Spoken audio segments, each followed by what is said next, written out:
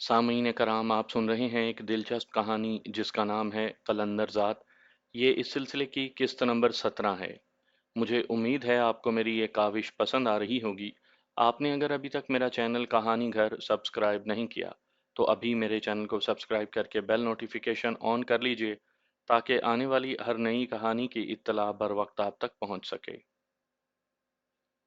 ऊगी पिंड में सूरज गरूब हो चुका था। जसपाल ने हवेली से फोन करके ज्योति को बता दिया था कि वो बिस्तरों वगैरह का बंदोबस्त ना करे। वो काफी देर तक परयाल सिंह के साथ हवेली में रहा, फिर वापस कोठी आ गया। वो मुसलसल हरप्रीत को सोचे चला जा रहा था। ये पहला मौका था कि वो उसके बगैर इस घर में था। अब तक उसने कई बार अनुजीत को फोन करके हरप्रीत के बारे में पूछ लिया था।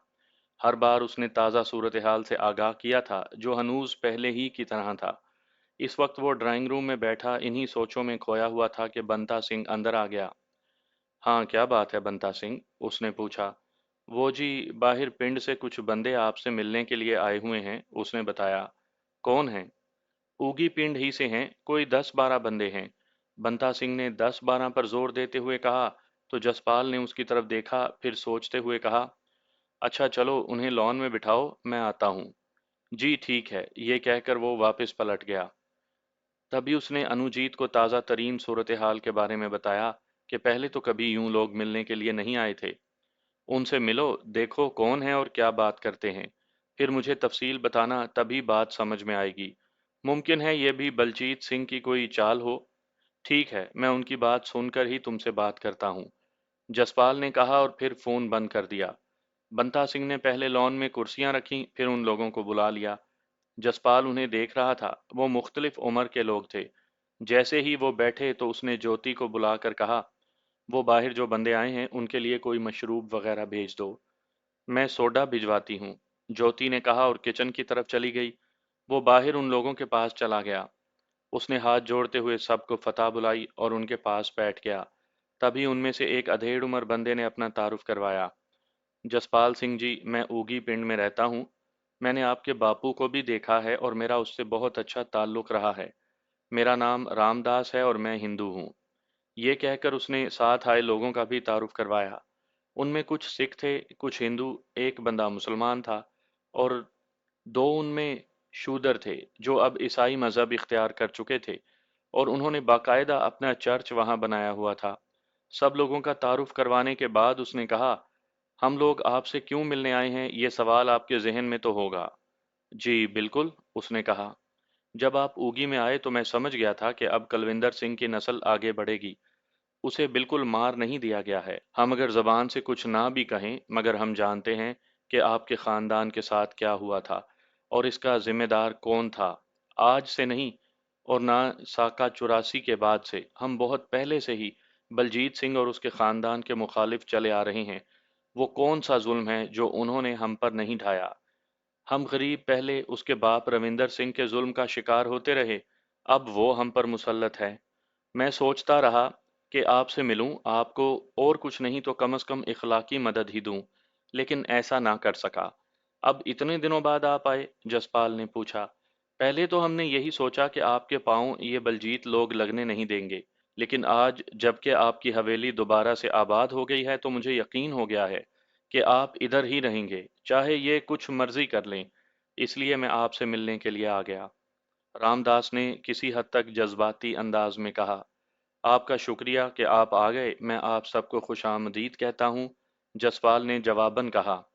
इस पिंड की सियासत भी कुछ अजीब सी है। जो कुछ थोड़ा बहुत दलेर है या उसके ताल्लुकात हैं वो उन लोगों के साथ शामिल है। मैंने कई बार पंचायत का इलेक्शन लड़ा मगर हार गया। गरीब की तो यहाँ सुनवाई ही नहीं है। कोई पर्चा हो, कोई इल्ज़ाम हो, हम गरीबों पर ही लगता है। वो कहता चला गया। क्या करते हैं ये? जसपाल ने पूछा। अपनी हाकिमियत जिताने और उन पर जबर रखने के लिए वो कुछ भी करते हैं। कोई बंदा उनके सामने सर नहीं उठा सकता। आप देखें, आप आए और आपके आते ही उन्होंने क्या कुछ नहीं किया। वो बोला। ये तो होता है रामदास, अगर जुल्म सहने वाले ना हो तो जालिम भी ना हो। और ये भी फितरी बात है कि आदमी हमेशा ताकत की तरफ अपना झुकाव रखता है। पुलिस उनके साथ है तो क्या हुआ? अगर अवामी ताकत मुत्तहिद हो जाए तो कोई जालिम ना रहे। जसपाल ने कहा तो इतने में बंता सिंह अंदर से सोडे की बोतलें ट्रे में रख कर ले आया। फिर उसने फर्दन फर्दन सबको दी। बात यह है जसपाल जी, लोग उनके खिलाफ मुत्तहिद तो हो जाएं, लेकिन उनकी पहुंच दिल्ली तक है। पुलिस जिसको चाहे और जब चाहे जलील कर दे, और वो जो मर्जी कर लें, उन्हें खुली छूट है। आप ही के साथ जो हुआ, साफ जाहिर है कि उस रात बलजीत के गुंडों ने आप पर हमला किया। वो इसी गांव या साथ वाले गांव से ताल्लुक रखते हैं। मुझे पता है तो पुलिस को कैसे नहीं पता, मगर उन्होंने कुछ भी नहीं किया। अब नहीं कर पाएंगे रामदास, मैं अब यहीं हवेली में हूँ।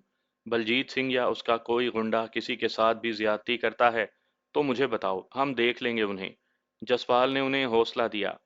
बस जी, हमें कोई हौसला देने वाला हो, हमारे सर पर हो तो हम भी अपनी इज्जत बचा लें। रामदास ने यूं कहा जैसे वो जसपाल से यही बात कहलवाना चाहता था। एक लम्हे को तो उसे यूं लगा जैसे ये भी कोई बलजीत ही की साजिश होगी, लेकिन अगले ही लम्हे उसने सोचा, चलो साजिश ही सही, कुछ हलचल तो है। फिर वहां आए मुख्तलिफ लोग अपनी अपनी कहते रहे बलजीत सिंह ने किस तरह वहां जबर और खौफ की फिजा तारी की हुई थी। इस बारे में मुख्तलिफ वाकयात सुनाते रहे। तकरीबन 1.5 घंटे के बाद वो लोग वहां से चले गए। उनके जाते ही उसने अनुजीत को उन बंदों के बारे में और उनकी गुफ्तगू के बारे में आगाह कर दिया, जिस पर उसका यही तबसरा था कि वो वाकयातन सच कह रहे हैं। हिंदू कम्युनिटी की वजह से बलजीत सिंह उस रामदास पर कम ही हाथ डालता है। रामदास फितरी तौर पर वहां की चौधराहट चाहता था, क्योंकि ऊगी पिंड में सिख और हिंदू कम्युनिटी तकरीबन बराबर ही थी। बलजीत सिंह इसलिए उन पर हाकिम था कि एक तो उनका सियासी तौर पर अकाली दल से ताल्लुक था, दूसरा पंजाब में वो वैसे ही हिंदुओं को दबा कर रखते थे। रामदास की सियासी वाबस्तगी घूम फिर कर बीजेपी से बनती थी। अगर कांग्रेस से होती तो शायद इस तरह की सूरत हाल ना बनती। अनुजीत और उसकी तंजीम ने कभी इसलिए मुंह नहीं लगाया था कि वो उनकी तंजीम के खिलाफ थे। उसने अनुजीत से सूरत हाल समझ ली और कोई तबसरा नहीं किया। रात के खाने पर वो अकेला ही था। उसने भूख मिटाने के लिए थोड़ा बहुत खाया और फिर ऊपरी मंजिल पर अपने कमरे में चला गया। कमरे में जाते ही उसे हरप्रीत याद आ गई। आज अगर वो साथ होती तो हवेली में जश्न का समा होता। उस दिन हवेली फिर से आबाद हो गई थी। एक बार उसने मजाक में कहा था कि जिस दिन दोबारा हवेली आबाद हुई तो सारी रात वहां धमाचौकड़ी की जाएगी। गांव के लोगों को मदऊ करेंगी, लड़कियां नाचेंगी, खाना पीना खूब चलेगा और ये एक यादगार जश्न होगा। लेकिन ऐसा नहीं हो पाया था। यादगार जश्न मनाने वाली इस वक्त अपने हवासों में ही नहीं थी। एक लम्हे के लिए उसका दिल कट कर रह गया। हंसती मुस्कुराती जवानी से भरपूर हरप्रीत का साथ लम्हों में छूट गया था। अब ना जाने वो कब तक तंदुरुस्त होकर उसके शाना बशाना चल सकेगी। उसके जहन में वो माजी के मंजर गर्दिश करने लगे, जब मौत की आंखों में आंखें डालते हुए वो उसके साथ थी। वो कितनी ही देर तक हरप्रीत को सोचता रहा। तभी अचानक उसका सेल फोन बज उठा। वो मेहरा की कॉल थी। उसने रिसीव करते हुए हेलो कहा तो उसने तमहीद बांधे बगैर कहा, जसपाल, तुम अपने घर के पिछवाड़े से यूं निकलो कि किसी को पता न चले, क्योंकि सामने के गेट पर और फिर आगे रास्ते पर रणवीर के बंदे तैनात हैं। उनकी निगाहों से बचते हुए तुम फसलों के दरमियान से सड़क तक पहुंचो। ठीक है, उसके बाद वहां सड़क पर तुम्हें 4 व्हील जीप मिलेगी। उसमें सिर्फ एक ही बंदा होगा। तुम्हारा नंबर उसके पास है। वो तुमसे राब्ता कर लेगा। आगे की सारी तफसीलात वो तुम्हें बता देगा। फौरन निकलो। ओके, जसपाल ने कहा और फोन बंद करते ही उसने तैयारी में 5 से 7 मिनट लगाए। फिर बड़ी एहतियात के साथ ड्राइंग रूम में आया। उस वक्त ज्योति किचन में थी और दूसरे मुलाजमीन में से फकत बंता सिंह गेट पर दिखाई दिया।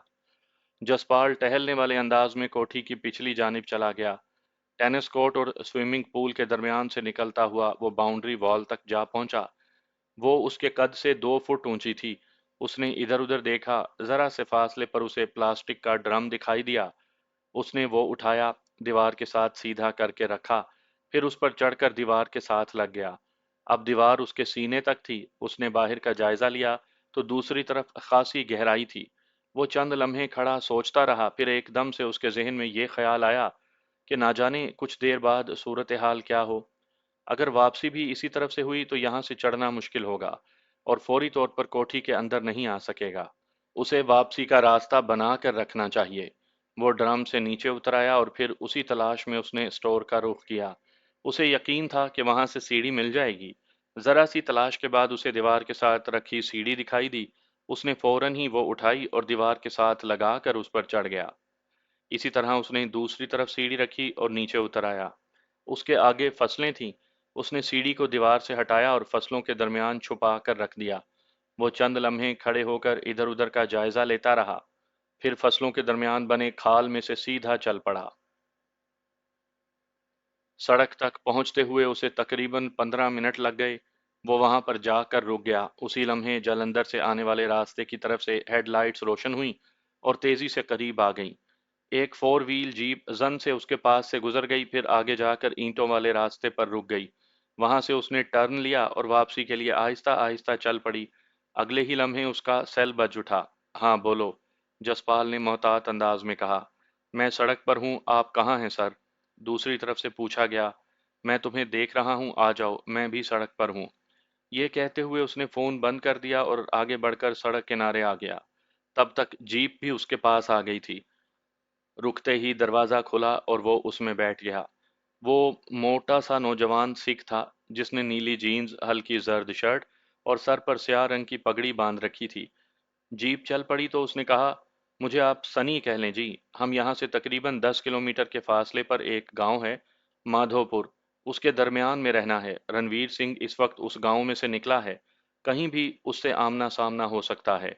उसने कहा तो जसपाल के बदन में सनसनी खेजी फैल गई, जिसके साथ ही उसके अंदर की वहशत ओद कर आई। ये पक्का है कि वो वहां से निकल चुका है? जी, वो निकल चुका है। उसने पी हुई है, वो यूनिफॉर्म में नहीं है। और उसके साथ सिर्फ एक आदमी है, वो भी पुलिस वाला ही है। वहां वो एक शादी पर गया हुआ था। सनी ने तफसील से बताया और फिर अपना सारा ध्यान सड़क पर लगा दिया। इक्का दुक्का गाड़ियां उसके करीब से गुजर कर जा रही थीं। फिर उसने जालंधर जाने वाला रोड छोड़ दिया और एक मोड़ के करीब जीप रोक ली। फिर उसने सेल फोन पर किसी से राब्ता किया। कुछ देर सुनता रहा, फिर फौरन ही गाड़ी स्टार्ट करके सड़क ब्लॉक कर दी।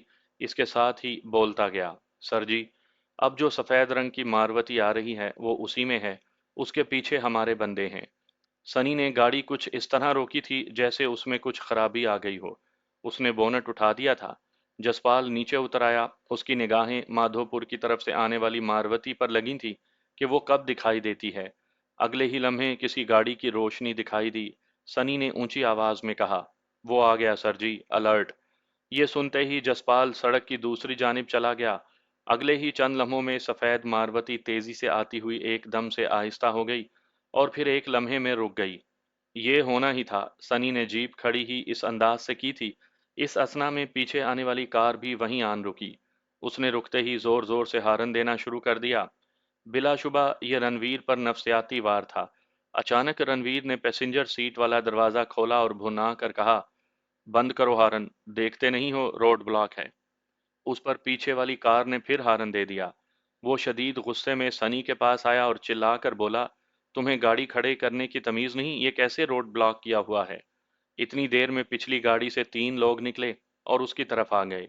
तभी जसपाल चलता हुआ रणवीर के सामने आ गया। वो उसे देखकर चौंक गया। जसपाल सिंह, आप यहाँ? हाँ, मैं यहाँ, जसपाल ने सुकून से जवाब दिया। कैसे? रणवीर ने अपने मखसूस तंजिया लहजे में पूछा। इसलिए, जसपाल ने कहा और पिस्टल का रुख मारवती में बैठे हुए ड्राइवर की तरफ करके फायर कर दिया। यके बाद दीगरे 4 फायर करने के बाद उसने रणवीर के चेहरे पर देखा, जहां रंग उड़ गया था। ये तुम अच्छा नहीं कर रहे हो, उसने फटी हुई आवाज में कहा। और तुमने हरप्रीत पर फायर करके अच्छा किया है, वो एकदम गुस्से में बोला। ओह, तो आखिर बिल्ली थैले से बाहर आ ही गई, ये कहकर वो कहकहा लगाकर हंस दिया। मैं जानता हूं कि तुम अपने डिपार्टमेंट में मासूम सांप के नाम से जाने जाते हो, इसलिए मैंने चाहा कि तेरे जैसे घटिया सांप का शिकार करूं। और पता है सांप को कैसे मारा जाता है? उस पर फायर नहीं करते, उसका सर कुचलते हैं। जसपाल ने दांत पीसते हुए कहा तो वो तंजिया अंदाज में बोला, जसपाल, मैं तुम्हें सिर्फ एक मौका देता हूं, आज रात यहां से निकल जाओ, बल्कि कल तक ये मुल्क भी छोड़ दो, फिर नहीं कहना कि मैंने तुझे खबरदार नहीं किया। तुम, लफ्ज उसके मुंह ही में रह गए थे। जसपाल ने पूरी कुवत से पिस्टल का दस्ता उसके जबड़े पर दे मारा। एक लम्हे के लिए रणवीर की आंखों में हैरत सी झलकी और फिर दूसरे ही लम्हे वो लड़ने के लिए तैयार हो गया। रणवीर ने दाएं हाथ से जसपाल का गला पकड़ना चाहा, मगर उसने कलाई पकड़ ली। پھر پسٹل سنی کی جانب اچھالتے ہوئے وہی ہاتھ رنویر کی گردن پر ڈال دیا۔ اس کے ساتھ اسے دھکیلتا ہوا پیچھے کی طرف دھکا دے دیا۔ وہ لڑکھڑا گیا۔ تبھی جسپال نے دونوں ہاتھوں کا مکہ بنایا اور پوری قوت سے اس کی ٹھوڑی پر دے مارا۔ رنویر چکراتے ہوئے کولوں کے بل زمین پر گر گیا۔ جسپال نے زوردار ٹھوکر اس کے منہ پر ماری۔ اس کے بعد جسپال نے اسے ٹھوکروں پر رکھ لیا۔ رنویر کا چہرہ لہو لہان ہو گیا تھا۔ وہ گھگیانے لگا مگر جسپال نے اسے نہیں چھوڑا، یہاں تک کہ اس پر دیوانگی طاری ہو گئی۔ ہرپریت کا انتقام اس کے اندر سے وحشت بن کر ابھر رہا تھا۔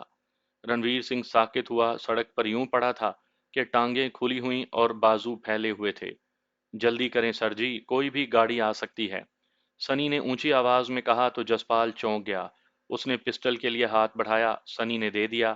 جسپال نے رنویر کے کاندھے پر رکھ کر ایک گولی چلا دی۔ رنویر تڑپ اٹھا۔ اس کے منہ سے بھیانک چیخ نکل گئی۔ ہرپریت کے یہیں گولیاں لگی ہیں، پتہ چلا کتنا درد محسوس ہوتا ہے۔ جسپال، مجھے چھوڑ دو، رنویر نے انتہائی مشکل سے کہا۔ نہیں رنویر، میں اپنے دشمن کو تو معاف کر سکتا ہوں، کسی منافق کو نہیں۔ یہ کہتے ہوئے اس نے پسٹل کی نال اس کے ماتھے پر رکھ دی اور پھر اپنا سر نفی میں ہلاتے ہوئے بولا، نہیں، میں تجھے گولی نہیں ماروں گا۔ یہ کہتے وہ تیزی سے اٹھا، اس کے پیروں کی طرف سے پکڑ کر گھسیٹتا ہوا سڑک کے ایک طرف لے گیا، پھر اس کو ایک درخت کے پاس لے جا کر اس کا سر جنونی انداز میں درخت کے تنے سے ٹکرانے لگا۔ خون کے چھینٹے اڑنے لگے اور پھر تڑق کی آواز کے ساتھ اس کا سر پھٹ گیا۔ جسپال نے زوردار ٹھوکر اس کی گردن پر ماری تو ہڈی ٹوٹنے کی آواز صاف سنائی دی۔ رنویر کی گردن ڈھلک چکی تھی۔ تبھی جسپال واپس پلٹا۔ سنی جیپ واپس موڑ چکا تھا۔ بعد میں آنے والے تماشا دیکھتے رہے تھے۔ وہ بھی اپنی گاڑی میں جا بیٹھے۔ جیسے ہی جسپال جیپ میں بیٹھا، سنی نے جیپ چلا دی۔ اگلے چند لمحوں میں اس نے انتہائی رفتار کر دی۔ جسپال خود پر قابو پا رہا تھا، اسے احساس ہی نہیں تھا کہ جیپ کس قدر تیزی سے جا رہی ہے۔ وہ جلندر اور نکودر روڈ پر چڑھ چکے تھے۔ جس وقت سنی نے فون پر کام ہو جانے کے بارے میں بتایا، تبھی جسپال نے پوچھا، سنی، اب تم نے کدھر جانا ہے؟ میں واپس جلندر جاؤں گا، میں بھی اسی شادی میں آیا ہوا تھا۔ اوکے، اس نے کہا اور خاموش ہو گیا۔ کچھ ہی دیر کے بعد وہی مقام آ گیا جہاں سے جسپال جیپ میں بیٹھا تھا۔ وہ وہاں اتر گیا۔ سنی نے جیپ موڑی اور جلندر کی جانب چل دیا۔ جسپال کو دور کوٹھی دکھائی دے رہی تھی۔ وہ فصلوں کے درمیان سے ہوتا ہوا آگے بڑھنے لگا۔ تقریباً 15 منٹ کے بعد وہ کوٹھی کی پچھلی دیوار کے ساتھ جا پہنچا۔ اسے کوئی جلدی نہیں تھی۔ وہ چند لمحے وہیں کھڑا رہا، پھر سیڑھی تلاش کر کے دیوار کے ساتھ لگائی، پھر وہ اسی طرح اندر چلا گیا۔ اس نے سیڑھی اٹھا کر اسٹور میں رکھی۔ اب گھر کے اندر جانے کا مسئلہ تھا۔ ممکن ہے جوتی نے اندر سے دروازے بند کر لیے ہوں۔ وہ گھوم کر صدر دروازے کی طرف گیا۔ وہ کھلا تھا۔ وہ اندر داخل ہو گیا۔ کچن میں روشنی تھی۔ وہ نگاہیں بچا کر اوپری منزل کی جانب بڑھ گیا۔ وہ نہا کر اور کپڑے تبدیل کر کے باہر آ گیا۔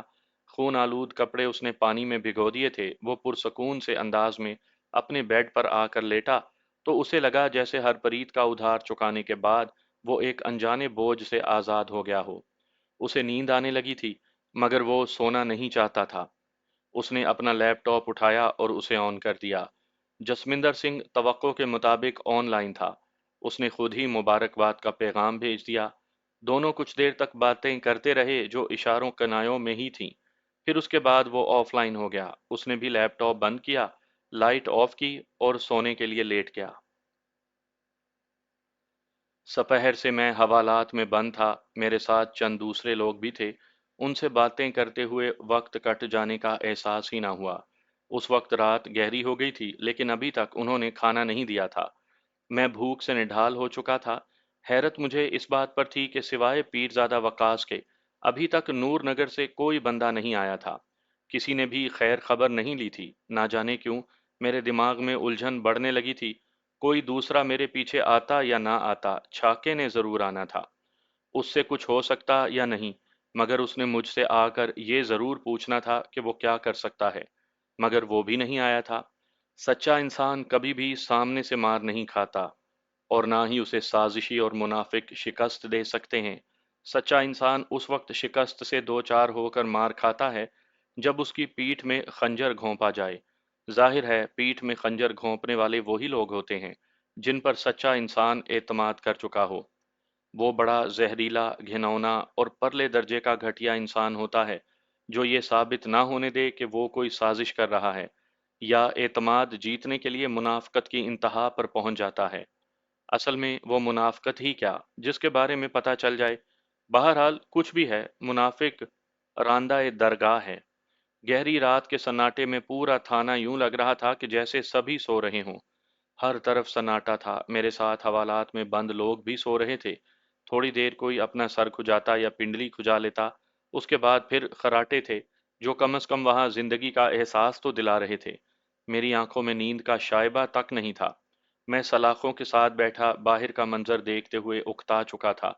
مجھے ایک طرف جہاں یہ الجھن تھی کہ چاکا میرے پیچھے نہیں آیا تھا، دوسری جانب مجھے یہ پریشانی بھی تھی کہ تھانے میں لا کر مجھے اب تک پوچھا ہی نہیں گیا تھا۔ بقول پیرزادہ وقاص انہوں نے میری گرفتاری نہیں ڈالی تھی۔ وہ اپنی طرف سے کوشش کر کے گرفتاری ڈلوا کر ضمانت کے لیے کوشش کر رہا تھا۔ نہ جانے کیوں میری چھٹی حس مجھے کسی خطرے کا احساس دلا رہی تھی۔ صورتحال وہ نہیں تھی جو مجھے دکھائی دے رہی تھی۔ یوں لگ رہا تھا کہ اس خاموشی کے اندر کوئی طوفان آنے والا ہے۔ قصبے کی مسجد میں لگے گھڑیال سے 12 بجنے کا احساس ہوا تو میرے اندر بے چینی بڑھنے لگی۔ کچھ ہی دیر کے بعد میں وہاں سے اٹھ کر لیٹنے کے لیے کوئی جگہ تلاش کر رہا تھا کہ مجھے باہر سے سرگوشی سنائی دی۔ میں نے تیزی سے مڑ کر دیکھا تو سادہ کپڑوں میں ایک کانسٹیبل تھا جو کئی بار مجھے مل چکا تھا۔ میں تیزی سے سلاخوں کے پاس آیا تو کچھ فاصلے پر دکھائی دینے والا سنتری اپنی ڈیوٹی پر نہیں تھا۔ تم؟ میرے منہ سے بے ساختہ نکلا۔ وقت بہت کم ہے، سنتری واش روم گیا ہے، میں اندر سے اپنا کام ختم کر کے اپنے کوارٹر کی طرف جا رہا ہوں۔ میں نے دیر اس لیے کی ہے کہ تمہیں پیغام دے دوں، اس نے سرگوشی میں کہا۔ پیغام؟ کس کا پیغام اور کیا؟ میں نے پوچھا۔ رنداوا صاحب کا پیغام ہے، انہوں نے یہ ساری کاروائی دیکھنے کو میری ذمہ داری کیا ڈیوٹی لگائی ہے۔ خیر چھوڑو، پیرزادہ وقاص تیرے ساتھ منافقت کر رہا ہے۔ وہ ڈی ایس پی صاحب کے سامنے خواہ مخواہ شور مچا کے چلا گیا ہے، نرا ڈرامہ کر رہا ہے وہ۔ اب تک کاغذات میں نہ تمہاری گرفتاری پڑی ہے اور نہ ہی شاہدین قتل کیس میں جو ایف آئی آر درج ہوئی ہے اس میں کہیں بھی تمہارا نام نہیں ہے۔ نامعلوم افراد کے بارے میں ہے وہ، اس نے آہستگی سے مجھے معلومات دیں۔ تو پھر کیا کرنا چاہ رہے ہیں یہ؟ میں نے تیزی سے پوچھا۔ ایسا اسی وقت ہوتا ہے میری جان جب ماورائے عدالت ہی بندے کو پار کرنا ہو۔ میں نے رندھاوا صاحب کا پیغام تم تک پہنچا دیا، اب تم اپنا دھیان کر لو۔ اس نے یہ کہتے ہوئے ادھر ادھر دیکھا۔ مطلب پیرزادہ اور شاہ زیب آپس میں مل گئے ہیں؟ میں نے اپنے طور پر کہا تو کاندھے اچکا کر بولا، مجھے تھانے سے باہر کا علم نہیں کہ وہاں کیا ہو رہا ہے۔ میں تو شام سے تھانے کے اندر ہوں، صرف یہی دیکھنے کے لیے کہ تمہاری گرفتاری ڈالی گئی ہے یا نہیں۔ اب تم جانو اور تمہارا کام، میں جا رہا ہوں۔ یہ کہہ کر وہ یوں بن گیا جیسے میرے لیے اجنبی ہو۔ پھر بڑے ہی طنزیہ لہجے میں کہا، تم بھی سو جاؤ، اب تمہارے لیے تھانے میں کوئی بستر تو لا کر نہیں دے گا۔ نہیں سوئے گا تو خود بخود 2 4 راتوں کے بعد عادت پڑ جائے گی۔ اس کے عقب میں سنتری آ گیا تھا، میں سمجھ گیا کہ اس نے بات کیوں بدل دی ہے۔ تم لوگ اتنے وحشی ہو، کھانے تک کا نہیں پوچھتے، پیسے میں دیتا ہوں، باہر سے کچھ منگوا دو۔ میں نے کہا تو وہ بولا، باہر اس وقت تیرا باپ بیٹھا ہے ہوٹل کھول کر، شام کے وقت کہتا کسی کو تو وہ لا دیتا، اب صبح ہونے کا انتظار کر، سو جا وہاں ایک کونے میں لگ کے۔ تبھی سنتری نے کہا، او باؤ جی آپ جاؤ آرام کرو جا کر، ان حوالاتیوں سے بات کر لو تو پھر ان کی بک بک ہی بند نہیں ہوتی۔ اس نے مجھے دیکھا اور پھر وہاں سے نکل گیا۔ مجھے بھوک کا احساس کچھ زیادہ ہی ستانے لگا تھا، لیکن جیسے ہی مجھے پیرزادے کی منافقت کا خیال آیا تھا تو میں سب کچھ بھول کر اس بارے میں سوچنے لگا۔ مجھے یہ یقین تو تھا کہ جلد یا بدیر ان دونوں کی آپس میں صلح ہو جانے والی ہے، یہ بھی ممکن تھا کہ ان کی آپس میں لڑائی ہوئی ہی نہ تھی، صرف ہمیں بے وقوف بنانے کے لیے سارا ڈرامہ کر رہے ہوں۔ بہرحال کچھ بھی تھا، یہ معلومات مل جانا کہ میری گرفتاری نہیں ڈالی گئی میرے لیے انتہائی تشویش کی بات تھی۔ وہ مجھے کسی بھی وقت یہاں حوالات سے نکال کر مار سکتے تھے۔ میری وہ رات اسی ادھیڑ بن میں گزر گئی۔ میرے ساتھ وہ کیا کرنا چاہتے ہیں؟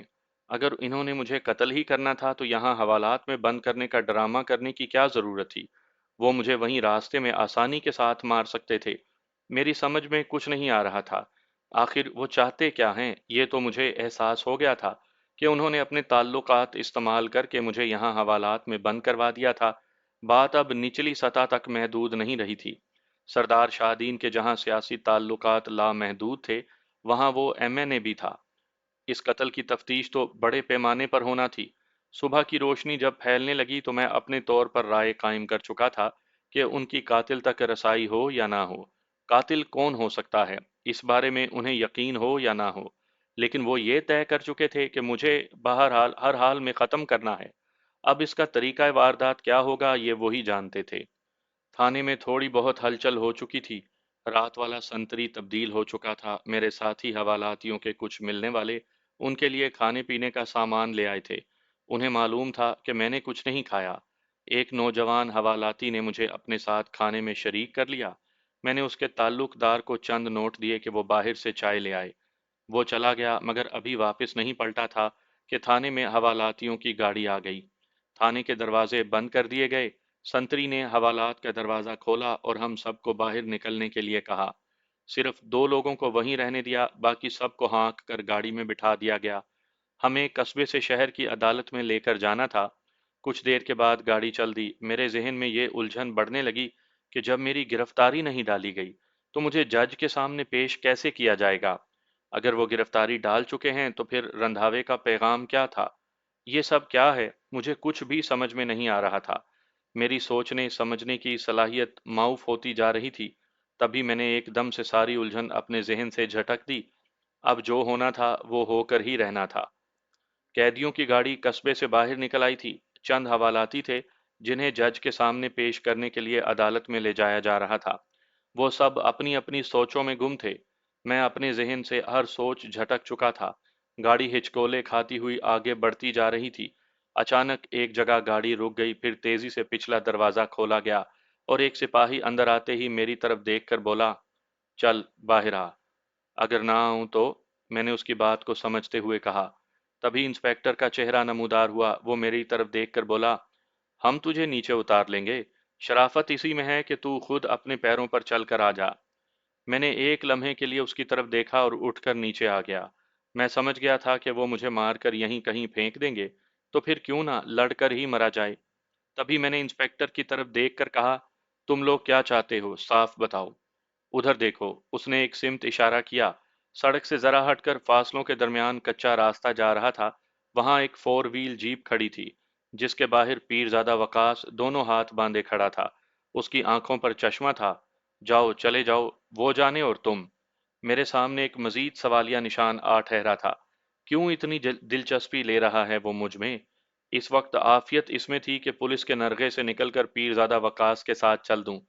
वो क्यों दिलचस्पी रखता है, ये थोड़ी देर बाद खुल जाने वाला था। मैं उसकी तरफ चल पड़ा तो पुलिस वाले कैदियों समेत चले गए। मैं उसके पास पहुंचा तो उसने बड़ी गर्मजोशी से मेरी जानिब हाथ बढ़ाया। जमाल, एक नई जिंदगी मुबारक हो। मैंने उसका हाथ थामते हुए पूछा, नई जिंदगी? मैं समझा नहीं। आओ मेरे साथ, सुकून से चलकर बैठते हैं, फिर बात करते हैं। ये कहकर उसने अपना हाथ छुड़ाया और ड्राइविंग सीट पर जा बैठा। मैं उसके साथ पैसेंजर सीट पर आया तो उसने जीप बढ़ा दी। उसका रुख कस्बे की तरफ था। पहली बार मैंने पीरजादा वकास को अकेले देखा था, वरना हमेशा उसके साथ गार्ड होते थे। मैं वहां से भागना चाहता तो आसानी से भाग सकता था, लेकिन इसकी जरूरत नहीं थी। वो कस्बे की तरफ चल पड़ा था। मैं खामोश रहा और उसकी बात करने का इंतजार करता रहा। उसकी तवज्जो सड़क पर थी और वो बड़ी तेज रफ्तारी से जीप बढ़ाए जा रहा था। वो कस्बे से पहले ही दाएं जानिब एक कच्ची सड़क पर मुड़ गया, जबकि हमारा गांव नूरनगर कस्बा पार करके था। मैं समझ गया कि वो ना तो अपने गांव मीरान शाह जाना चाहता है और ना ही नूरनगर। वो कोई तीसरी और नई जगह थी। तकरीबन 3 किलोमीटर का फासला तय करने के बाद एक जंगल शुरू हो गया। मैं पहले वो इलाका देख चुका था, मगर ये बात बरसों पहले की थी जब हम शिकार के शौक में इधर आते थे। मुझे अच्छी तरह इल्म था कि जंगल के पार दरियाई इलाका शुरू होता है। जंगल तकरीबन 1.5 किलोमीटर था, मगर जंगल के सामने से आधा किलोमीटर कच्ची सड़क थी, जहां गांव और बस्तियां आबाद थीं। हम जंगल के सामने से गुजर गए, फिर भी वो खामोश रहा। यहाँ तक कि फिर दाएं जानिब एक तंग सी कच्ची सड़क पर आ गया, जो एक डेरे पर जाकर ख़त्म हुई। वो हवेली नुमा डेरा कच्ची मिट्टी से बना हुआ था। वो गाड़ी लिए हवेली नुमा डेरे के अंदर ही चला गया। जीप रुकते ही कई सारे लोग आगे बढ़े انہوں نے بڑے تپاک اور عاجزانہ انداز میں پیرزادہ کو سلام کیا۔ اس طرح وہ مجھ سے ملے۔ کچھ دیر کے بعد انہوں نے ہمارے لیے ایک کمرہ کھول دیا جس میں جدید طرز کے بیڈ اور دیگر سامان تھا۔ ہلکی ہلکی گرمی ہو رہی تھی۔ ایک ملازم نے اے سی چلا دیا۔ تبھی پیرزادہ جوتے اتارتے ہوئے بولا، جمال نہا لو اور فریش ہو جاؤ، اتنے میں کھانا آ جاتا ہے، وہ کھا کر باتیں کرتے ہیں۔ پھر ملازم کی طرف دیکھ کر بولا، جمال کے لیے کپڑے لے آؤ۔ یہ سنتے ہی وہ واپس مڑ گیا۔ پیرزادہ وقاص بیڈ پر لیٹ گیا، میں باتھ روم میں گھس گیا۔ تقریباً 1 گھنٹے کے بعد ہم کھانے سے فراغت کے بعد چائے پی رہے تھے۔ تب اس نے بڑے سکون سے کہا، جمال تجھے پولیس کے ہاتھوں مروانے کا پلان شاہ زیب کا تھا۔ اس نے ڈی ایس پی کو مجبور کر دیا کہ وہ تجھے ماورائے عدالت ہی قتل کرے۔ ڈی ایس پی نے واقعتاً تمہاری گرفتاری نہیں ڈالی۔ جس وقت وہ تجھے گرفتار کرنے گیا تھا اس نے تبھی میرے ساتھ بات کر لی تھی۔ میں جو وہاں پہنچا تھا، چیخا چلایا تھا، وہ سب ڈرامہ تھا۔ شام تک ڈی ایس پی نے شاہ زیب کو باور کروا دیا کہ وہ مجبور ہو گیا ہے کہ اب کیا کرے۔ کیا کہا پھر شاہ زیب نے؟ میں نے پوچھا تو وہ بولا، اس نے تمہیں رات ہی کو مار دینے کے لیے حکم دے دیا تھا، اور شاید ڈی ایس پی تجھے رات ہی حوالات سے نکال کر مار دیتا اگر شاہ زیب ایک دوسری طرح کی خباثت نہ دکھاتا۔ وہ کیا؟ میں نے پوچھا۔ اس نے پلان یہ دیا کہ جمال کو راستے ہی میں کہیں مار کر واپس گھر لایا جائے، یعنی نور نگر، اور وہیں پولیس مقابلے کا ڈرامہ کیا جائے۔ مطلب پولیس جمال کو گرفتار کرنے آئی، مزاحمت میں وہ مارا گیا، اور تمہارے گھر کو آگ لگ گئی، اس نے ہچکچاتے ہوئے کہا۔ میرے گھر کو آگ لگ گئی؟ میں نے تڑپتے ہوئے پوچھا۔ ہاں جمال، وہ تیرے گھر کو آگ لگا کر تیری ماں اور سونی کو بھی قتل کرنا چاہتا تھا، مگر شاید قدرت کو کچھ اور ہی منظور تھا۔ یار وقاص، صاف لفظوں میں بات بتاؤ۔ صاف لفظوں میں بات یہ ہے جمال، اس نے تمہارے قتل کا انتظار ہی نہیں کیا اور رات تمہارے گھر کو آگ لگوا دی۔ کیا؟ میں تڑپ اٹھا۔ میری نگاہوں میں میری ماں گھوم گئی۔ لیکن لیکن پوری بات سنو۔ مجھے جب ڈی ایس پی نے بتایا کہ شاہ زیب کیا چاہتا ہے تو میں نے فوراً تمہارے دوست چھاکے کو اطلاع کروا دی۔ جس وقت شاہ زیب کے بندے تمہارا گھر جلانے کے لیے پہنچے اس وقت تک وہ وہاں سے نکل چکے تھے۔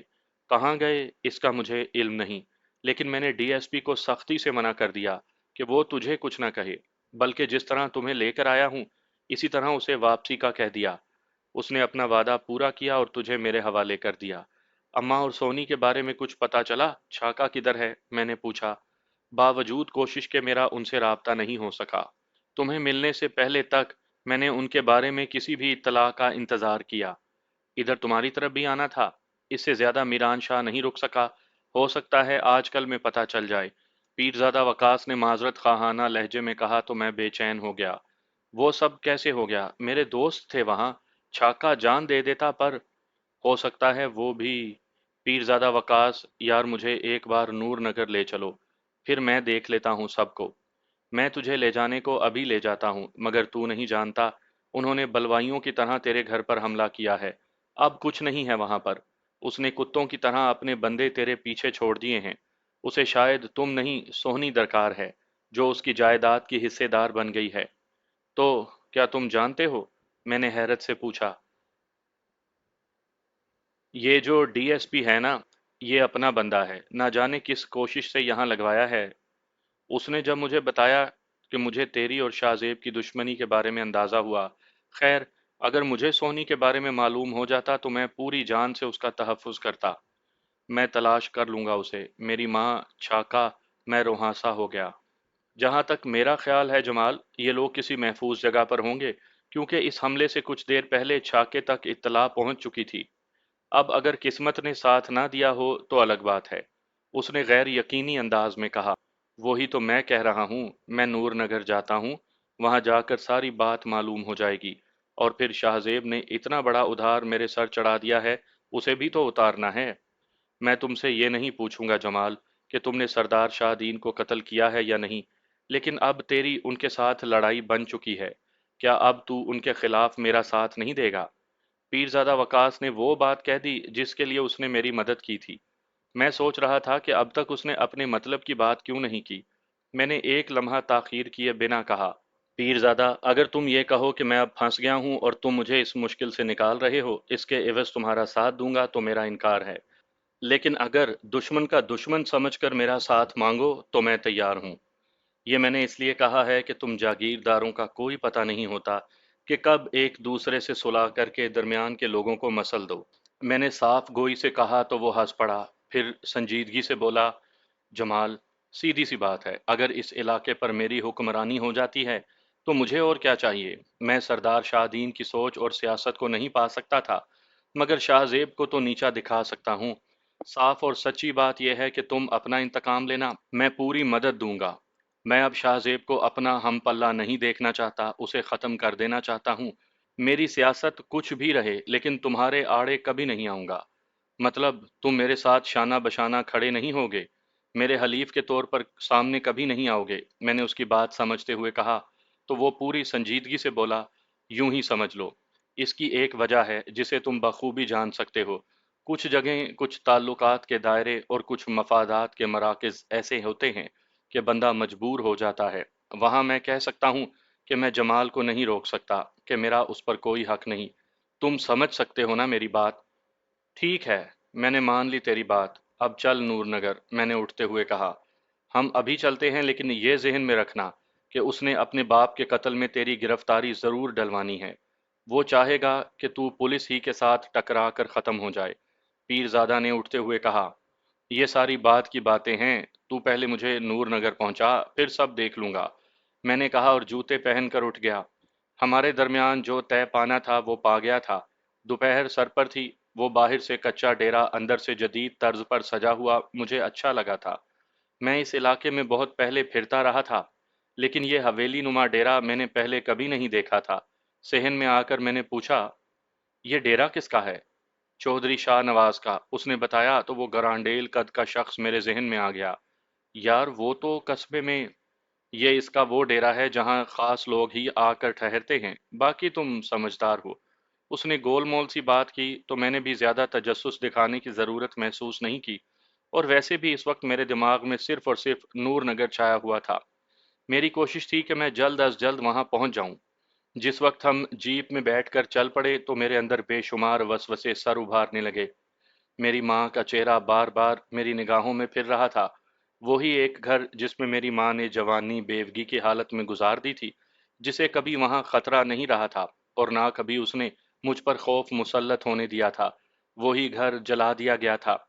میرے اندر جیسے آگ لگی ہوئی تھی، وہی آگ جس نے میرے گھر کو جلایا تھا۔ سونی کا ساتھ اگرچہ چند دنوں کا تھا، لیکن انہی چند دنوں میں اس نے میرے انتظار کی طوالت کو ختم کر کے میری فتح کو قریب کر دیا تھا۔ میں جو ایک طویل سفر کرنے کی سوچ رہا تھا وہ اس نے مختصر کر دیا۔ اور چھاکا میرے بچپن کا دوست ہی نہیں، میرے بھائیوں جیسا مخلص ساتھی تھا، جس کے بغیر میں خود کو ادھورا سمجھتا تھا۔ میری آنکھوں کے سامنے ایک تصویر ہٹتی تو دوسری آ جاتی۔ جیپ جس طرح تیز رفتاری سے بڑھ رہی تھی، اس سے کئی گنا رفتار سے میرا خون کھول رہا تھا۔ صورتحال کیا تھی میں اس سے ناواقف تھا، دل نہیں مانتا تھا کہ انہیں کچھ ہوگا، لیکن ذہن شاہ زیب کی خباثت سے انکار نہیں کر رہا تھا۔ اس نے جو اتنا بڑا قدم اٹھایا تھا، اب اس کا خمیازہ تو بھگتنا تھا۔ شاہ زیب نے، میں نے خود کو پرسکون کرنے کے لیے سیٹ کی پشت سے ٹیک لگا لی۔ جسپال کی آنکھ کھلی تو دوپہر ہونے والی تھی۔ کسی نے بھی اسے نہیں جگایا تھا۔ اس نے اپنا سیل فون اٹھا کر دیکھا، وہ بند تھا۔ اس نے سیل فون آن کر دیا اور پھر فریش ہو کر نیچے ڈرائنگ روم میں آ گیا۔ وہ اپنے ساتھ سیل فون اور لیپ ٹاپ بھی اٹھا لایا تھا۔ جوتی اس کے لیے لسی لے آئی، جسے پیتے ہی اس نے کہا، جوتی، میرے لیے چاہے کھانا لگا دو یا ناشتہ، میں نے جالندھر جانا ہے ہر پریت کا پتہ کرنے۔ وہ تو ٹھیک ہے لیکن انوجیت بائی جی نے کہا ہے کہ جب تک وہ نہ آ جائیں آپ کو کہیں نہ جانے دیا جائے۔ انہوں نے 2-3 گھنٹے پہلے فون کیا تھا۔ چلو ٹھیک ہے، میں بات کر لیتا ہوں، اس نے کہا اور لیپ ٹاپ کھول لیا تاکہ رنویر کے بارے میں کوئی خبر دیکھ سکے۔ پنجابی گرو مکھی تو اسے پڑھنی آتی نہیں تھی، اس لیے انگلش اخبار ہی دیکھتا رہا۔ آخر ایک اخبار میں اسے 2 کالمی خبر مل گئی، جس کی تفصیلات میں یہی درج تھا کہ دہشت گردوں نے پولیس انسپکٹر رنویر سنگھ کو قتل کر دیا۔ وہ کئی دنوں سے دھمکیاں دے رہے تھے، وغیرہ وغیرہ۔ وہ گول مول سی خبر تھی جس سے کسی کے بارے میں اندازہ نہیں ہو پا رہا تھا۔ وہ خبر پڑھنے کے بعد تھوڑی دیر میں سوچتا رہا کہ ممکن ہے اس سے مہرا نے رابطہ کیا ہو اور اس کا فون بند ملا ہو۔ وہ خود اس سے رابطہ نہیں کرنا چاہتا تھا، وہ حد درجہ محتاط ہو گیا تھا۔ اسے یہ تو یقین تھا کہ خفیہ والے اس پر نگاہ رکھے ہوئے ہیں، بعید نہیں تھا کہ فون بھی کہیں ٹریس ہو رہا ہو۔ اگرچہ سیل فون کے معاملے میں ذرا مشکل تھا، لیکن پھر بھی احتیاط کا تقاضا تو یہی تھا۔ شاید انوجیت اسی مقصد کے لیے جالندھر سے آ رہا ہو۔ اس نے انوجیت کے نمبر ملا دیے۔ چند لمحوں کے بعد رابطہ ہوا تو اس نے بتایا، یار میں راستے میں ہوں، 20 منٹ تک پہنچ جاؤں گا۔ چلو ٹھیک ہے، آ جاؤ تو پھر اکٹھے حویلی چلیں گے، جسپال نے کہا۔ نہیں، میرے پاس حویلی جانے کے لیے وقت نہیں ہوگا، بس میں آتا ہوں، اس نے تیزی سے کہا اور فون بند کر دیا۔ جسپال کے پاس سوائے انتظار کرنے کے اور کوئی کام نہیں تھا، سو وہ ناشتہ کر چکا تھا جب گھر کے سامنے گاڑیاں رکنے کی آواز آئی۔ اس کے ساتھ ہی بنتا سنگھ نے گیٹ کھول دیا۔ پہلے انوجیت کی گاڑی اندر آئی اور پھر ایمبولنس اس کے پیچھے پیچھے آ گئی۔ جسپال کا دل دھک سے رہ گیا، کہیں ہرپریت۔ وہ اس سے آگے کچھ نہیں سوچ سکا۔ وہ تیزی سے پورچ میں آیا، انوجیت تیزی سے اپنی گاڑی میں سے نکلا، تب تک ایمبولنس میں سے پھپھو کلجیت کور نکلی۔ ڈرائیور نے عقبی دروازہ کھولا اور پھر دونوں نے بڑی احتیاط کے ساتھ اسٹریچر اتارا۔ جسپال کے دماغ میں آندھیاں چلنے لگیں۔ وہ اپنی جگہ ساکت ہو گیا۔ تبھی انوجیت نے سہارا دے کر ہرپریت کو اپنے پاؤں پر کھڑا کیا تو جسپال کی سانس میں سانس آئی۔ وہ تیزی سے بولا، او یار، اس کا کتنا کا وزن ہوگا، ہاتھوں پر اٹھا لو۔ چل پتر، آ جا اور اٹھا کر لے جا اسے اندر۔ کلجیت کور نے مسکراتے ہوئے کہا تو ہرپریت نے جسپال کی طرف ایک زخمی مسکراہٹ سے دیکھا۔ جسپال آگے بڑھا اور ہرپریت کو بڑے آرام سے اٹھا لیا، پھر اس کے کمرے تک لے جا کر بڑے آرام سے بیڈ پر لٹا دیا۔ کچھ ہی لمحوں کے بعد انوجیت ایمبولنس والے کو بھیج کر آ گیا۔ تبھی جسپال نے پوچھا، یار ڈاکٹر نے تو کہا تھا کہ کم از کم 10 دن لگیں گے اور تم اسے… پہلے تو یہی کہا تھا، لیکن رات انہوں نے ہر طرح سے مطمئن ہو جانے کے بعد یہی کہا کہ اب زخم بھرتے بھرتے بھرے گا، گھر میں زیادہ آسانی سے دیکھ بھال ممکن ہوگی، بس کچھ احتیاطیں کرنے کو، اور 3 دن بعد چیک اپ کا کہا ہے۔ اس نے پوری تفصیل بتا دی۔ اب کیسا محسوس کر رہی ہو ہرپریت؟ جسپال نے ہرپریت سے پوچھا۔ بہت اچھا، یہاں گھر میں تو سکون ہے، وہاں ایک طرح سے بیزاری تھی۔ تب انوجیت نے جسپال کو اشارے سے باہر بلایا۔ وہ دونوں باہر لان میں چلے آئے تو اس نے پوچھا، رنویر کو کس نے مارا ہے؟ میں نے، جسپال نے دو ٹوک لہجے میں جواب دیا۔ کیسے؟ اس نے پوچھا تو جسپال نے تفصیل بتا دی، جسے وہ بڑے دھیان سے سنتا رہا، پھر بولا، میرا خود اسے مارنے کا پلان بن چکا تھا، سب لوگ تیار تھے، اس لیے میں ڈاکٹر کے سر پر چڑھ گیا کہ وہ ہرپریت کو گھر بھیج دے۔ مجھے تو صبح پتا چلا، خیر اب تم سنبھالو یہاں، مجھے اپنے کچھ تنظیمی لوگوں سے ملنا ہے اور ایک لیڈی ڈاکٹر کا بندوبست کرنا ہے جو ہرپریت کے زخم کی روزانہ پٹی کر جایا کرے، شام تک میں لوٹ آؤں گا۔ ٹھیک ہے، جسپال نے کہا تو وہ انہی قدموں پلٹا اور اپنی گاڑی لے کر کوٹھی سے نکل گیا۔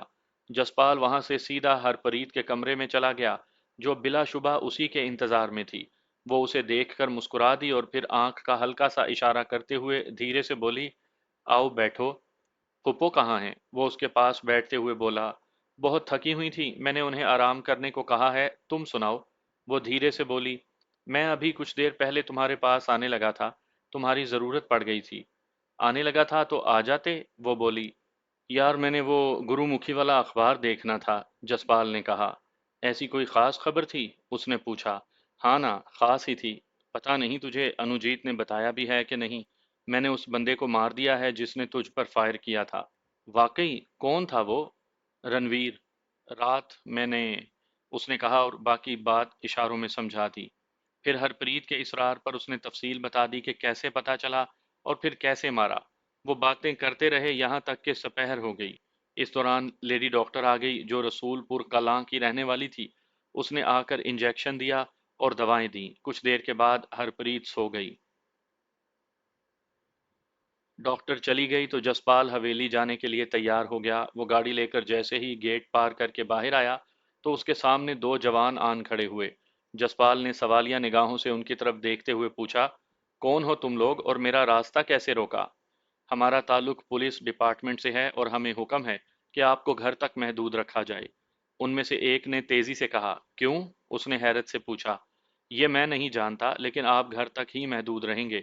دوسری بار اس کا لہجہ قدرے سخت تھا۔ جس نے مجھے گھر تک محدود رہنے کا حکم دیا ہے اس سے وجہ بھی پوچھو، ورنہ میرا راستہ مت روکو۔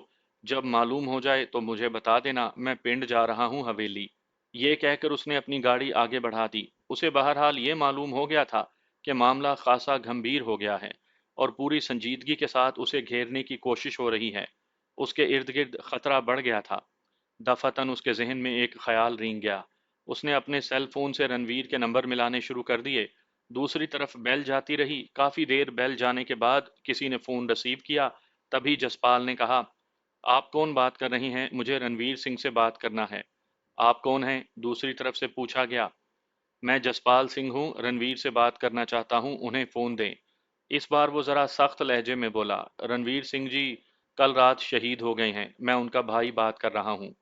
ओह, वो बोला, फिर कहा, ठीक है मैं थाने बात करता हूँ। ये कहकर उसने फोन बंद कर दिया। वो गाड़ी लिए सीधा थाने जा पहुंचा। वहां ड्यूटी पर चंद कांस्टेबल थे और एक एसआई। तारुफ वगैरह के बाद ड्यूटी पर मौजूद एएसआई से पूछा, क्या आपने अपने बंदे मेरे घर पर लगाए हैं? हमने नहीं लगाए, ये ऊपर से अहकामात आए हैं और वो बंदे भी चंडीगढ़ से आए हैं, वो बोला। क्यों? उसने पूछा। रणवीर सिंह रात कत्ल हो गए हैं। दूसरे पुलिस इंस्पेक्टर हैं जिनका थोड़े ही दिनों में कत्ल हुआ है। इसकी बड़े पैमाने पर तफ्तीश की जा रही है और सीधी बात है कि आप पर भी शक है। ठीक है, इसका कोई कागजी सबूत है तो मुझे दें, मैं आपके साथ पूरा ताउन करूंगा। लेकिन अगर यूं ही पुलिस को मुझ पर मुसल्लत किया गया तो फिर मैं अपने वकला से मदद लेने की ज़रूरत मजबूरन करूंगा। ये बात अपने ऑफिसर तक पहुंचा दें। आप उनसे खुद बात क्यों नहीं कर लेते? उसने कहा। मैं नहीं, मेरे वकला करेंगे। चंडीगढ़ कौन सा दूर है? 3 साढ़े 3 घंटे का सफ़र है। अगर ये इतना ही ज़रूरी हुआ तो मैं ज़रूर ऐसा कर लूँगा। मैं फिर यहाँ के नहीं, आला हुकाम से बात करूँगा, उसने संजीदगी से कहा। अब देखें जी, मैं क्या कर सकता हूँ? ड्यूटी कांस्टेबल ने बेचारगी से कहा। ठीक है, मैं अब खुद देखता हूँ इस मामले को। अजीब रवैया है, जसपाल ने कहा और वहां से उठ गया। उसका रुख हवेली की तरफ था। जसपाल की हवेली में चहल पहल अच्छी लगी थी। तकरीबन सभी कमरों में रिहाइश हो गई थी। वो दालान में धरी एक कुर्सी पर बैठ गया तो प्रयाल सिंह उसके आसपास आ बैठा तो उसने पूछा, कहो प्रयाल, कैसा लगा माहौल? माहौल तो बहुत अच्छा है जी। आज सुबह से मैं कुछ मशकूक बंदे देख रहा हूँ हवेली के इर्द गिर्द। कहीं ये हम पर शक ना कर रहे हों कि यहाँ का थानेदार हमने मारा है। ये कहकर वो खिलखिलाकर हंस पड़ा। शक करने को तो मुझ पर भी किया जा सकता है, मगर तुम लोग फिर भी मोहतात रहना, जसपाल ने कहा। तो प्रयाल ने पूछा, वैसे भाई जी, वो ग्रुप जो इन थानेदारों को मार रहा है उनका मकसद क्या हो सकता है? तुम्हें कैसे पता चला कि कोई ग्रुप है जो इन थानेदारों को मार रहा है? जसपाल ने पूछा। हवेली के बाहर वो जो चौपाल है ना, मैं काफी देर उधर बैठा रहा हूँ। लोग बातें कर रहे थे। अब ये लोगों का अंदाजा ही है ना, कोई कुछ कहता है कोई कुछ, उसने बताया। उन्होंने तुम्हारे बारे में भी पूछा होगा कि तुम कौन हो और हवेली में क्यों रहते हो? जसपाल ने मौजू बदलते हुए पूछा। पूछा था और मैंने बताया कि हम जसपाल भाई जी के मुलाजिम हैं। उन्होंने हमें यहाँ ला कर रखा है क्योंकि उन्हें यहाँ पर मौजूद कुछ लोगों से खतरा है। मेरा ख्याल है ये पैगाम बलजीत सिंह तक पहुंच भी गया होगा, उसने संजीदगी से बताया। चलो अच्छा है, लेकिन प्रयाल ये ध्यान रखना कि तुम्हारी तरफ से पहल नहीं होनी चाहिए। कोई जान को आ जाए तभी वार करना, वरना तसादुम से हर मुमकिन बचने की कोशिश करना, क्योंकि वो चाहेंगे कि तुम लड़ो और वो किसी न किसी जाल में फंसा लें, जसपाल ने उसे समझाया। जी भाई जी, उसने मौदबाना अंदाज में कहा। तभी किचन की तरफ से एक लड़की बरामद हुई जिसने स्याह और सफ़ेद दायरों वाली शलवार कमीज पहन रखी थी और सर पर सफ़ेद आंचल था। वो हाथ में ट्रे लिए नमूदार हुई थी। उसे देखकर जसपाल ने पूछा, ये कौन है? ये मेरी स्वीटी है भाई जी, बहुत जल्द हम शादी करने वाले हैं। बाकी ये वहीं होती है जहां मैं होता हूँ, मेरे बगैर नहीं रह सकती ना। ये कहकर वो हंस दिया। सत श्री अकाल जी, स्वीटी ने ट्रे रखा और हाथ जोड़ते हुए फतह बुलाई। सत श्री अकाल जी, कैसी हो? जसपाल ने बड़े नरम लहजे में पूछा। जी बिल्कुल ठीक हूँ, आप चाय पिएं? ये कहकर वो तेजी से वापस पलट गई। अच्छी खासी नौउम्र और खूबसूरत लड़की थी। दोनों ने अपना अपना मग उठा लिया, चाय के धीरे धीरे सिप लेने लगे। इस दौरान प्रयाल अपने बारे में बताता रहा कि किस तरह वो स्टूडेंट्स की सियासत में रहा और अब बदमाशी के अलावा और कोई काम नहीं है। किस तरह वो एक ग्रुप बनाने में कामयाब हो गया जिससे अब बहुत सारे काम वो बड़ी सहूलत से कर लेता है। वो अपनी बातों में मगन थे कि बाहर से एक नौजवान ने आकर उनको बताया कि बाहिर जी कुछ लोग आए हैं जसपाल जी, वो आपसे मिलना चाहते हैं। कहें तो बुला लाऊं उन्हें? नाम नहीं पूछा उनका, प्रयाल ने गुस्से में कहा। पूछा था लेकिन उन्होंने बताया कुछ नहीं, बस इनको बाहर आने का कहा है। उसने वजाहत से बताया। अच्छा चल, मैं आता हूँ, जसपाल ने कहा और उठ खड़ा हुआ। प्रयाल उसके साथ ही उठ गया। इसके साथ ही इधर उधर बैठे लोग भी उठकर बाहर की सिमत चल पड़े। जसपाल ने हवेली के फाटक पर आकर देखा। बाहर काफी सारे लोग खड़े थे, जिनके दरमियान में एक कार खड़ी थी और उसके पीछे पुराने मॉडल की जीप थी। इन काफी सारे लोगों के दरमियान शलवार कमीज और भारी पगड़ी के साथ बलजीत सिंह खड़ा था। उसकी आंखों से शोले उबल रहे थे और वो इंतहाई नफरत और हकारत से जसपाल को देख रहा था। जसपाल ने उचटती हुई निगाह सब पर डाली और गेट के करीब खड़े बंदे से पूछा, हाँ भाई, क्या बात है? सरदार बलजीत सिंह जी आए हैं, चलो इनकी बात सुनो। अच्छा, तो ये है बलजीत सिंह? प्रयाल सिंह ने तेजी से कहा और फिर अपने पीछे खड़े हुए शख्स की तरफ देखकर मखसूस इशारा किया, जिसे जसपाल नहीं देख सका था। वो बलजीत सिंह की आंखों में आंखें डालकर बोला, जिसने मिलना है वो यहाँ तक खुद आ जाए, जाओ जाकर कह दो। उसने कद ऊंचा किया था कि उसकी आवाज दूर तक सुनाई दे, जिस पर वो सब चंद लम्हे के लिए तो खामोश खड़े रहे। फिर एक अधेड़ उम्र का बंदा आगे बढ़ा और उसके पास आकर बोला, जसपाल सिंह, मैं इस गांव का पंच हूँ। दलबीर सिंह नाम है मेरा। मेरा और हमारा सरपंच सरदार बलजीत सिंह है। तुम्हें शायद गांव के रीति रिवाज का नहीं पता, इसलिए हम सब मिलकर तुम्हारे पास आए हैं ताकि तुम्हें समझा सकें। वरना पंचायत को यह कानूनी हक भी हासिल है कि वो गांव के किसी भी शख्स को अपने पास हाजिर होने का कह दे। जी बोले, मैं आपकी क्या खिदमत कर सकता हूँ? जसपाल ने तहम्मुल से पूछा। क्या यूं ही खड़े खड़े बात करेंगे, हमें बैठने के लिए नहीं कहोगे? दिलबर सिंह पंच ने बोला।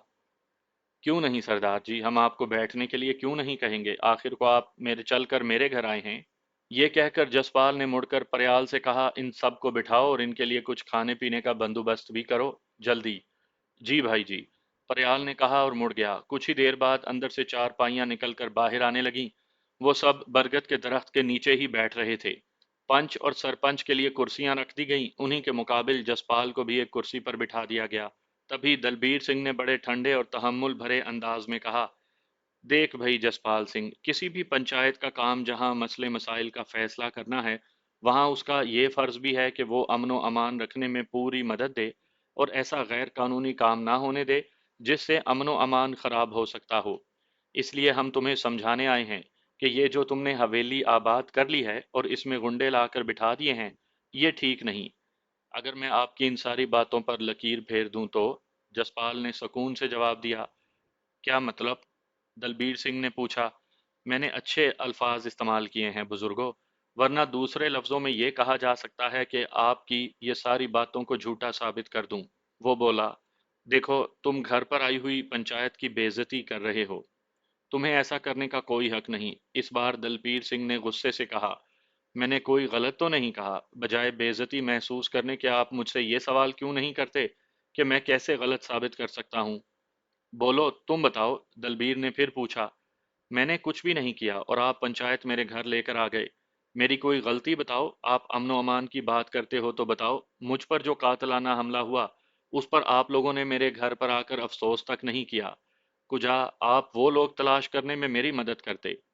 हम मानते हैं पुत्र कि हम अफसोस करने तेरे घर नहीं गए। पहली तो बात यह है कि तुम्हारा घर है कौन सा। दूसरी बात, तुम अपना मामला लेकर पंचायत के पास नहीं आए। हम तुझे क्यों पूछते फिरते? तुम पुलिस के पास गए हो। अब तुम जानो और पुलिस। दलबीर ने दलील देते हुए कहा, मगर जसपाल को उसकी बात चुभ गई। फिर वो तंजिया लहजे में बोला, ये हवेली, वो कोठी किसकी है? मेरी नहीं तो और किसकी है? ना ये हवेली तेरी है, ना वो कोठी तेरी। कानून इस बात को नहीं मानता। तुम तो अभी तक ये साबित नहीं कर सके हो कि तुम वाकई कलविंदर सिंह के पुत्र हो। जिस दिन तुम्हें अपने बारे में सबूत मिल जाए, उस दिन आकर बात करना। अब कोई और बात है तो कहो। दलबीर सिंह ने साफ लफ्जों में उसे कह दिया कि वो उसे तस्लीम ही नहीं करते। तो फिर तुम लोग क्या करने आए हो मेरे पास? जसपाल ने गुस्से में कहा।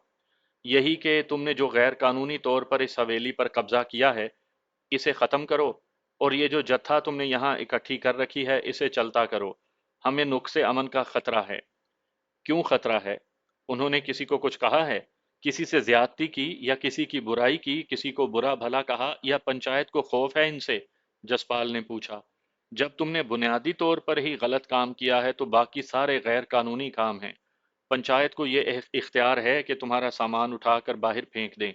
इसके लिए हम पुलिस से भी मदद ले सकते हैं। दलबीर सिंह ने कहा तो जसपाल को मजीद गुस्सा आ गया। वो खड़ा होकर बोला, मैं आपको बुजुर्ग मानते हुए आपकी दिल से इज्जत करता हूँ। ये जो हवेली है मेरे बाप की है और अब मैं इसका मालिक हूँ। यहाँ पर मौजूद सब लोग ये बात कान खोल कर सुन लें और समझ भी लें कि कल मेरे बाप समेत मेरे खानदान का खून किया गया। आज अगर मेरा हो जाएगा तो कोई परवाह नहीं। मैं आया ही इस खातिर हूं कि यहाँ मुझे कत्ल कर दिया जाए। अब देखना यह है कि मेरा खून कौन करता है। अब जिसमें हिम्मत है वो हवेली की जानिब बढ़े, वहां से सामान उठाकर बाहर फेंकने का हौसला करे। मैं अभी देख लेता हूं उसको। देखा, लड़ाई वाली बात हो गई ना। तुम कर रहे हो ना लड़ने की बात, दलबीर सिंह ने कहा। बस दलबीर सिंह जी, बस मुझे ना मुनाफकत आती है और ना मैं झूठ बोलता हूँ। एक सच्चे सिख का तो ये कर्तव्य ही सच होता है। सच्चे बादशाह गुरु नानक महाराज ने सिखी की बुनियाद ही सच पर रखी है। तुम कैसे सिख हो जो झूठ और मुनाफकत की बात कर रहे हो? शर्म करो। लड़ने की बात मैं कर रहा हूँ या तुम लड़ने के लिए आए हो? इतना लाओ लश्कर लेकर। जबान संभाल कर बात करो। मैं अभी तक खामोश इसलिए रहा हूं कि दलबीर सिंह जी बात कर रहे थे। चल रोक, तू कैसे रोकता है? बलजीत सिंह ने खड़े होकर कहा तो दलबीर सिंह ने जल्दी से खड़े होकर उसे बिठा दिया। तुम बैठो बलजीत सिंह, मैं बात कर रहा हूं ना। ये कहकर उसने जसपाल से कहा, ओ लड़के, शाम से पहले तक ये हवेली खाली करके चले जाओ। हाँ, जब तुम इसके मालिक होने का सबूत लेकर आ जाओ। पंचायत के पास तो बेशक यहाँ पर रहना ये हमारा फैसला है और मैं तुम लोगों का फैसला नहीं मानता। अब जो करना है कर लें। जसपाल ने लापरवाहाना अंदाज में कहा, चलो इसका सामान बाहर फेंको और निकालो इसे यहाँ से। बलजीत सिंह ने इंतहाई गुस्से में कहा तो चंद लोग आगे बढ़े। तभी जसपाल ने ऊंची आवाज में कहा, बलजीत, शुरुआत तुम कर चुके हो, ये तुम्हारी दूसरी बारी है। अब भागना नहीं। जसपाल ने कहा और उसकी तरफ बढ़ा। बलजीत के इर्द गिर्द चंद लड़के हो गए। प्रयाल सिंह और उसके साथियों ने भी गन्ने सीधी करके बोल्ट मार लिए। रुक जाओ, दलबीर ने चीख कर कहा। मैं कहता हूं रुक जाओ। दलबीर सिंह, आज फैसला हो ही जाए। जसपाल ने कहा तो वो दरमियान में आते हुए बोला, नहीं, हम लड़ने नहीं आए, पंचायत का फैसला सुनाने आए हैं। शाम तक का वक्त है तेरे पास, फिर ना कहना कि ज्यादती हो गई। फिर सब लोगों से मुखातिब होकर बोला, चलो चलो वापस। तभी जसपाल ने ऊंची आवाज में कहा, सुनो दलबीर सिंह जी और वो जो यहाँ मौजूद हैं, आज कान खोल कर सुन लो। जिसमें भी हिम्मत है, जो जब चाहे मेरे हाथ में हाथ डाल सकता है। मैं बढ़कर किसी पर वार नहीं करूंगा और ना धोखे से साजिश करके घेरने की कोशिश करूंगा। ऐसा हीजड़े करते हैं। 10 हीजड़े मिलकर एक मर्द को मार सकते हैं, लेकिन मैं मर्द उसे समझता हूं जो सामने आकर ललकार कर वार करे। तुम में से अब भी कोई चाहता है तो आए मेरे हाथ में हाथ डाल ले। वहां पूरे मजमे में खामोशी रही। बलजीत सिंह की आंखों में खून उतरा हुआ था। तभी दलबीर सिंह ने कहना चाहा, देखो जसपाल, नहीं, सिर्फ मेरी सुनो अब। मैं जब से यहाँ आया हूँ मुझ पर तरह तरह के इल्जामात लगाए जा रहे हैं। हीजड़ों की तरह छुप कर वार किया जा रहा है। मुझे मजबूर किया जा रहा है कि मैं भी मुकाबले पर उतर आऊं। जहां तक हो सका मैं कानून ही की जबान में बात करूंगा। और बाकी रही शाम की बात, तो शाम किसने देखी है? जो पंचायत का फैसला है वो कर ले। फिर मेरा जो फैसला होगा वो मैं सुनाऊंगा। हमने भी कानून के मुताबिक तुमसे बात कह दी है। अब शाम तक तुम्हें इंतजार करना ही होगा। दलबीर सिंह ने कहा और लोगों को घेर कर वापस ले जाने लगा। जसपाल ने बलजीत की आंखों में आंखें डाल दीं। वो कुछ देर एक दूसरे को घूरते रहे। फिर बलजीत अपनी कार में बैठकर चला गया। कुछ देर के बाद सिर्फ वो ही वहां पर रह गए थे। तभी प्रयाल ने कहा, भाई जी, मैंने देख लिया है, इनमें लड़ने की हिम्मत नहीं है। कुत्ता कभी शेर नहीं हो सकता प्रयाल। जिस तरह कम्मी कमीन अपनी आदतों से पहचाना जाता है, उसी तरह बेगैरत और घटिया इंसान भी अपनी आदतों ही से जाहिर होता है। जो बंदा भी साजिश और मकर से लोगों को नुकसान पहुंचाने का आदी हो, कभी सामना नहीं कर सकता। लेकिन मोहतात रहना। कुत्ते और सांप का कभी भरोसा नहीं करो। जसपाल ने उसे समझाते हुए कहा। मैं समझ गया भाई जी, प्रयाल ने कहा तो जसपाल ने जेब में से अपनी कार की चाबी निकाली और चल दिया। जिस वक्त वो कोठी में दाखिल हुआ तो जहनी तौर पर काफी दबाव में था।